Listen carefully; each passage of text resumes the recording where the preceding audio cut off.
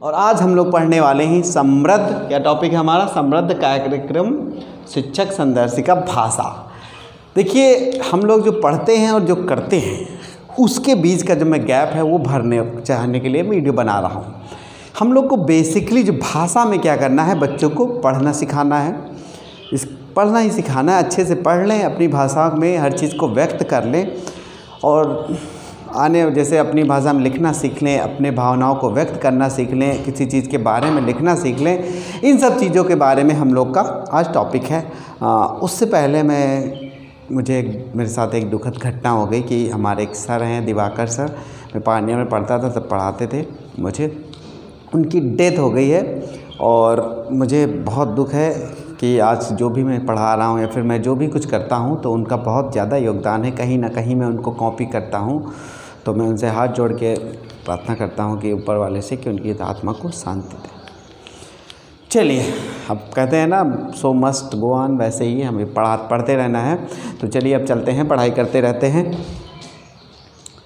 चलिए बात कर लेते हैं, समृद्ध मॉड्यूल भी हम लोग इसको कहते हैं, ठीक है। चलिए दोस्तों, हम लोगों ने अभी से पहले वाला जो वीडियो था ज्ञानोत्सव के बारे में काफ़ी कुछ पढ़ाया। उसमें एक ये टॉपिक था हमारा समृद्ध का जो कार्यक्रम चलने वाला है भाषा और गणित में, ठीक है। इसके बारे में हम लोग को डिटेल बताने की कोशिश कर रहा हूँ। अभी मुझे मॉड्यूल तो मिला नहीं है, तो मैं कहीं से अरेंज करके नेट से देख के खुद समझा है, फिर कोशिश की है कि आपको बताएं। अगर आपको मॉड्यूल मिलता है तो आप उसको पढ़ लीजिएगा और फिर चीज़ें बहुत अच्छे से क्लियर हो जाएंगी। मैं कोशिश कर रहा हूँ कि आपको चीज़ें को क्लियर कर देता हूँ, ठीक है। तो सबसे पहले 100 डेज़ का कंपेनियन है, 8 सप्ताह का योजना चलाना है, ठीक है। 8 सप्ताह तक का हमको ये योजना चलाना है। साप्ताहिक, दैनिक और मंथली ये कार्यक्रम मतलब हम लोग को डिवाइड करके रखना है। ये पूरी योजना उसी हिसाब से क्रियान्वयन हम लोग को करना है, ठीक है। तो सबसे पहले कालांश में हम बात कर लेते हैं। कालांश में भाषा का जो कालांश है उसमें जो है क्या डिसाइड किया गया है कि स्तर डिवाइड किए गए हैं, ठीक है। ठीक है, कालांश बता रहे हैं। तो कक्षा 1 और 2 में 3 कालांश हैं और 3, 4, 5 में 2 कालांश है, ठीक है।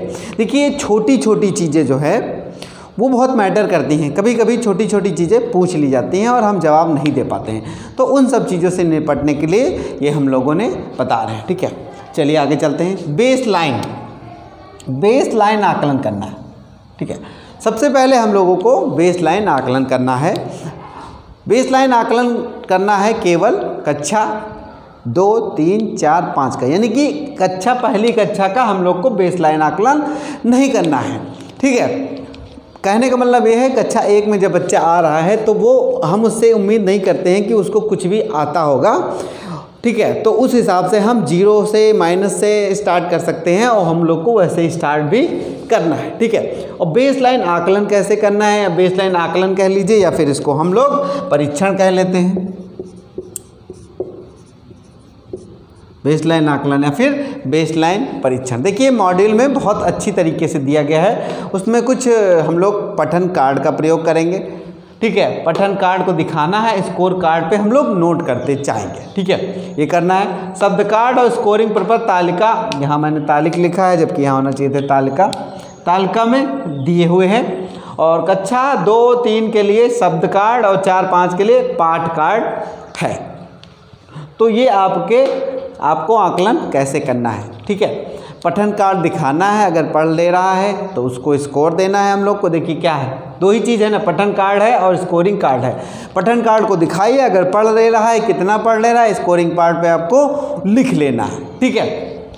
लेकिन एक चीज़ को याद रखना है कि कक्षा 1 का परीक्षण हमको नहीं करना है। ये परीक्षण हम लोग के लिए 3, 4, कक्षा 5 के लिए, ठीक है। मैं लिखे भी दे रहा हूँ, ये परीक्षण आपको कक्षा 3, 2, 4, 5 के लिए, क्योंकि कक्षा 1 में जो बच्चा आया है वो तो अभी बिल्कुल शून्य है। लेकिन अभी बच्चे इतने एडवांस हो गए हैं, घर वाले जो जागरूक होते हैं उसको ज़्यादातर चीज़ें शुरू से बताए रहते हैं। गिनती पढ़ लेता है, छोटा बड़ा, इवन मिला के शब्द पढ़ लेता है। आज के जनरेशन जो काफ़ी एडवांस हो चुकी है। चलिए, तो ये परीक्षण के बारे में बात हो गई। एक बार में 2 ही चीज़ है इसमें, मैं बिल्कुल क्लियर कर देना चाह रहा हूँ। देखिए शब्द पाठ और स्कोरिंग प्रपत्र। शब्द कार्ड दिखाइए, पढ़ पा रहा है, फिर स्कोरिंग कार्ड पे आपको लिख लेना है, ठीक है। और कक्षा 2-3 के लिए शब्द कार्ड है और 4-5 के लिए आपके पाठ कार्ड है। ठीक है, इस चीज़ को आपको क्लियर करना होगा। कक्षा 2-3 के लिए क्या है, शब्द कार्ड है और कक्षा 4-5 के लिए पाठ कार्ड है। अब मैं झूठ नहीं बोलना चाहता हूँ, देखिए ये चीज़ों को मैं मिला नहीं हूँ, यानी कि मेरे मॉड्यूल नहीं है, तो मैंने नेट से सर्च करके थोड़ा बहुत जो मैंने कलेक्ट किया है वही मैंने लिखा है। और अगर मैं चाहता तो इसको मैं याद करके बता सकता था, लेकिन थोड़ा बहुत डाउट मेरे अंदर भी है, क्योंकि जब हो सकता है इसके लिए मुझे दूसरा वीडियो भी बनाना पड़े तो मैं बनाऊँगा। फिलहाल हम मोटे तौर पर ज़्यादातर समझाने की कोशिश कर रहा हूँ।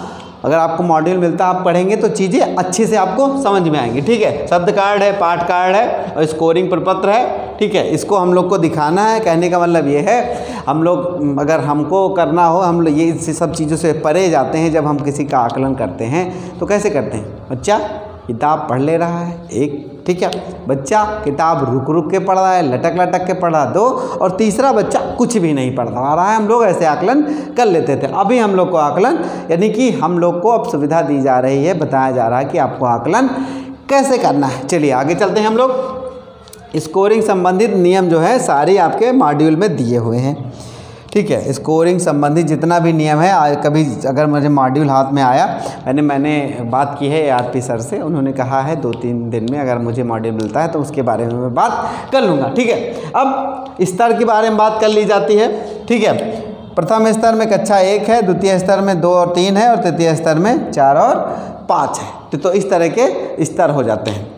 तो प्रथम स्तर में पहला ही है, दूसरे में 2-3 है, तृतीय में 4 और 5 है। इस तरीके के हम लोग को स्तर डिवाइड कर देना है। ठीक है, अब प्रथम स्तर आ जाता है कक्षा 1 के लिए। देखिए कक्षा 1 में जो बच्चा आया हुआ है तो डरा है, सहमा है, बहुत कुछ नहीं जानता है विद्यालय के बारे में, तो हम लोगों को उसको दिए गए, देखिए कालांश कितने हैं आपके, 3 कालांश है। ठीक है, कालांश केवल समूह 1 के लिए है, इसमें समूह विभाजन नहीं होना है। देखिए जिसमें परीक्षण होगा उसमें समूह विभाजन है, इसमें परीक्षण मैं लिखे दे रहा हूँ, इसमें परीक्षण नहीं होने वाला है, आकलन नहीं होगा, तो इसमें समूह 1 ही रहने वाला।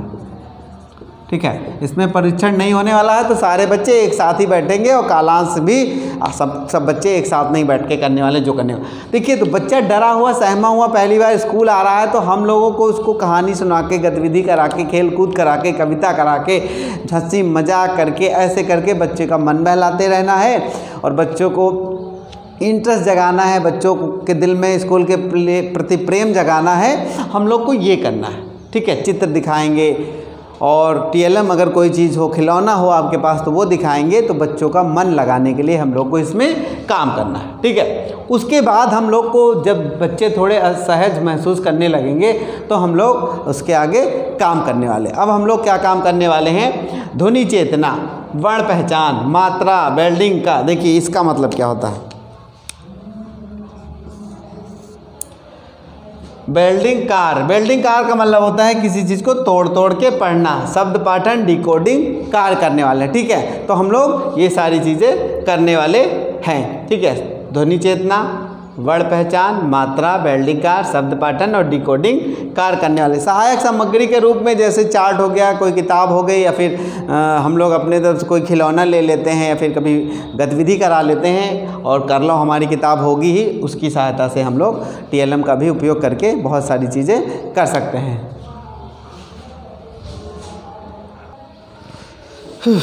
सॉरी डिस्टर्बेंस के लिए, एक्चुअली मेरी बैक पेन थोड़ी हो रही इसलिए दिक्कत है। तो चलिए अब बात करते हैं शब्द पठन और डिकोडिंग का कार्य हम लोग उसको करवाएंगे। ठीक है, तो कालांश 2 और 3 में हम लोग को ये करना है। ध्वनि चेतना का मतलब क्या है, क्या समझते हैं? अगर हम लोग बात करते हैं वर्ण की परिभाषा क्या है, तो वर्ण की परिभाषा क्या है, ध्वनियों के प्रतीक चिन्ह को हम लोग क्या कहते हैं, वर्ड कहते हैं। ठीक है, फिर हम लोग कहते हैं वर्डों के मेल को शब्द कहते हैं। ठीक है, अक्षरों के मेल को शब्द कहते हैं। इसी तरीके का हम लोग को अब बताना है हर चीज़ को। ठीक है, अब सहायक सामग्री के बारे में बता दिया। अब बात करते हैं द्वितीय स्तर के बारे में। ठीक है, अब हम लोग का यहाँ से शुरू होगा आकलन। आकलन कैसे शुरू होगा, देखिए कक्षा 1 का जो हम लोगों का लर्निंग आउटकम का जो रिज़ल्ट है उसको चेक करने के लिए हम लोग कक्षा 2 में उसको आकलन करेंगे कि जो कक्षा 2 में बच्चा पहुंच रहा है तो उसको 2 या 3 में जो पहुंच रहा है उसका पुराना आ रहा है कि नहीं, इसी चीज़ को जांचने के लिए हम लोग को ये आकलन करना होगा। ठीक है, अब आरंभिक आकलन हम लोग को करना है। ठीक, अब एक टेबल बनाई गई है, इसमें 2 स्तर दिखाए गए हैं। ठीक है, इसमें 2 समूह भी बनाए गए हैं। इस दोनों समूहों में क्या क्या है। ठीक, इन दोनों समूहों में पहले समूह में 10 या फिर 10 से कम शब्द जो बच्चे पढ़ पाएंगे, यानी 10 से कम या 10 के बराबर तक जो बच्चे शब्द पढ़ जाएंगे वो हो जाएंगे आपके एक समूह 1 में, और 11 या उससे अधिक पढ़ लेंगे वो हो जाएंगे समूह 2 में। तो कहने का मतलब एक अच्छा 1 वाले जो हैं, यानी कि 1 समूह वाले बच्चे वीक हैं, क्योंकि वो 10 शब्द ही पढ़ पा रहे हैं, उससे ज़्यादा नहीं पढ़ पा रहे हैं, उससे कम ही कुछ नहीं भी पढ़ पा रहे हैं। ठीक है, लेकिन ये वाले बच्चे आपके सही हैं, दूसरे समूह वाले बच्चे सही हैं, तो इनकी एक्टिविटी अलग होगी और इनकी एक्टिविटी अलग होगी। चलिए बात कर लेते हैं समूह 1 के कालांश के बारे में। देखिए समूह 1 का कालांश में क्या है। देखिए प्रथम कालांश में बच्चे को कहानी, किस्सा, गतिविधि, खेलकूद, ऐसे ही कहानी सुना के हम लोग को उसको वातावरण बनाना है।